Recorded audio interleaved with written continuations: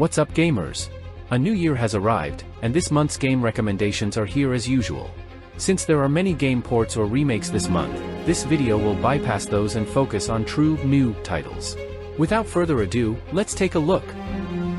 The team behind Hyper Light Breaker first created Hyper Light Drifter, which was my first encounter with a pixel-style ARPG. They later developed a 3D platform parkour game with open-world elements that also received positive feedback. Their latest work is a fusion of their previous two titles, combining open-world third-person action roguelike elements with parkour, and supporting multiplayer. The game's standout visual effects are a major selling point. This means that as long as the development team can deliver above-average roguelike depth and action combat feel, the game is bound to perform well. However, it's worth noting that the game will be in early access. If you're not particularly interested, you might want to wait for the full version before purchasing. Dynasty Warriors Origins is the latest installment in KOEI Tecmo's classic series. Unlike previous games where you played as historical figures, in this one, you can create your own nameless hero and embark on a journey through the Three Kingdoms.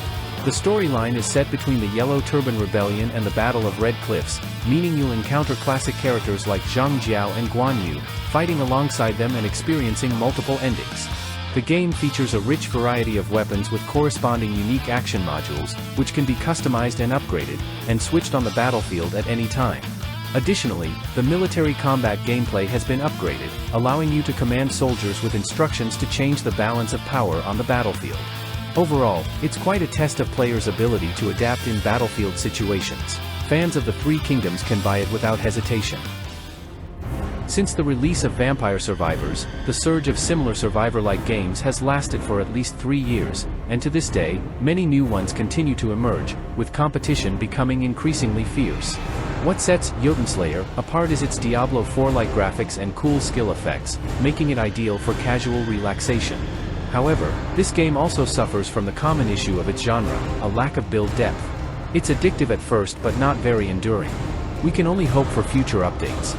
Interested players can also download the demo to try it out. As a 2D action RPG with a Dark Souls-like feel, Tales of Iron 2 has a relatively high learning curve. If you enjoy games like Salt and Sanctuary, then you might consider giving it a try. The Dark Souls-like feel comes from the protagonist's relatively weak abilities compared to enemies. Personally, I feel that enemies have short attack wind-ups and fast charge speeds, and boss fights require memorization, which can be somewhat challenging.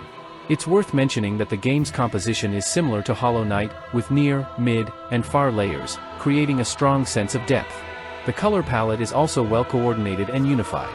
I'd buy it just for the art style. This is a third-person action-adventure game. The development team drew inspiration from games like Shadow of the Colossus and The Legend of Zelda: Breath of the Wild, aiming to create an ARPG that emphasizes physical interaction.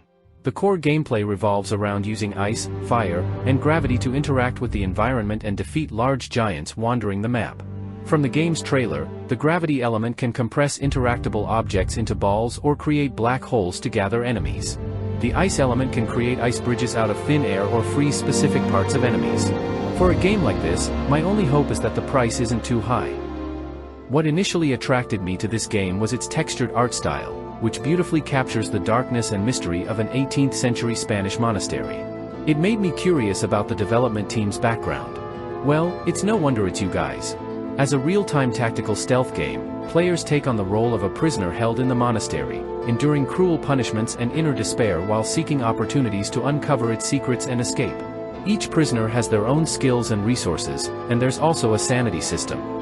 Losing too much sanity leads to permanent psychological trauma, requiring careful consideration before each action. The atmosphere and immersion are both excellent.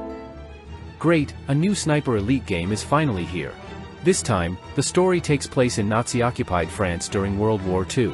You'll collaborate with the French resistance to destroy a new wonder weapon in the Nazi arsenal. The game features an extremely well-crafted sniping mechanic. Like a real sniper, you need to consider your stock and barrel choices, as well as factors like gravity, wind, and heart rate that affect your shots. The realistic ballistic simulation also increases the game's difficulty and sense of achievement. Additionally, you can use a weapon arsenal including popular series weapons and new World War II weapons, which can be customized and upgraded at workbenches. Based on the previous games, the new weapons are sure to bring many surprises to military enthusiasts. Alright, that's all for this video.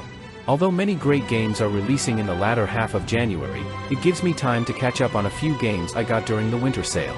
If any games get delayed or if you have other games you want to recommend, feel free to leave a comment.